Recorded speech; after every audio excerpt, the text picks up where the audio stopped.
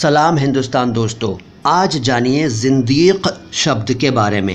زندیق بتاؤں گا اس کے بارے میں، لیکن اس سے پہلے کہ میں بات شروع کروں آپ سے کہنا چاہوں گا کہ چینل کو سبسکرائب نہیں کیا ہے تو کر لیجئے، اور ویڈیو کو لائک نہیں کیا ہے تو وہ بھی کر لیجئے، کیونکہ اچھا تو یہ آپ کو لگے گا مگر بعد میں آپ بھول جائیں گے۔ تو لائک کیجئے اور سبسکرائب نہیں کیا ہے تو سبسکرائب کیجئے۔ اب ذکر زندیق کا۔ دیکھیے میں بار بار زندیق بول رہا ہوں، زندیق نہیں بول رہا ہوں، جندیق نہیں بول رہا ہوں، اور جندیق بھی نہیں بول رہا ہوں۔ میں جو بول رہا ہوں اس پر ایک بار پھر سے دھیان دیجئے۔ زندیق یہ ق کئی لوگ نہیں بول پاتے ہیں، کئی اردو بولنے والے بھی ق نہیں بولتے ہیں، ک بول دیتے ہیں، اس لیے بار بار کہہ رہا ہوں کہ زندیق بولیے۔ اب یہ کیا ہوتا ہے جان لیجئے۔ زندیق شبد کے کئی ارتھ، کئی پریبھاشائیں پرچلت ہیں۔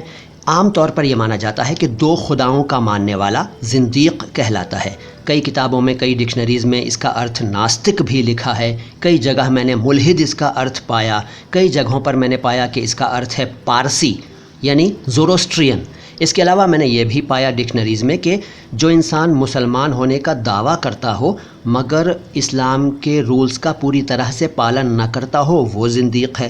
اس کے علاوہ میں نے یہ بھی پڑھا کہ اپنے غیر اسلامی اعمال کو اسلامی اعمال کے طور پر بتانے والا شخص بھی زندیق ہے، یعنی جو اپنے کاموں کو اسلامی کام کہتا ہو لیکن وہ دراصل اسلامی کام نہ ہو تو ایسا کہنے والا، ایسا ظاہر کرنے والا زندیق ہے۔ اور میں نے یہ بھی پڑھا کہ یوں ہی کسی کو زندیق نہیں کہہ دینا چاہیے۔ تو دوستو یہ تھا ذکر زندیق کا۔ شروع میں لائک نہیں کیا تھا، سبسکرائب نہیں کیا تھا، تو اب کر دیجئے۔ شکریہ۔ سلام ہندوستان۔